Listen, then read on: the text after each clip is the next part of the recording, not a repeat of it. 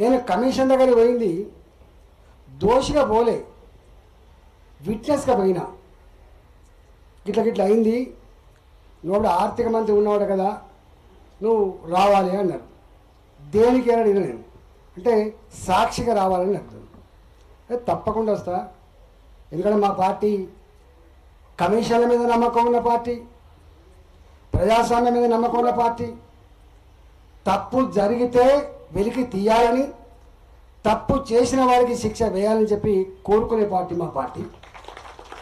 మీలాగా దొంగముఖాల పార్టీ కాదు మాది.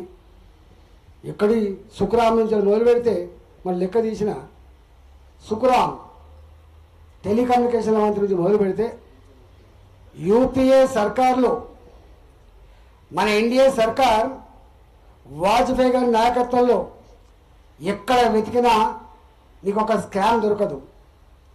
11 సంవత్సరాల మోడీ గారి హయాంలో ఎక్కడ కూడా సగటు భారతీయుడు తలకాయ దించుకొని ఉండేటువంటి ఒక చెడ్డ పేరు రాదు.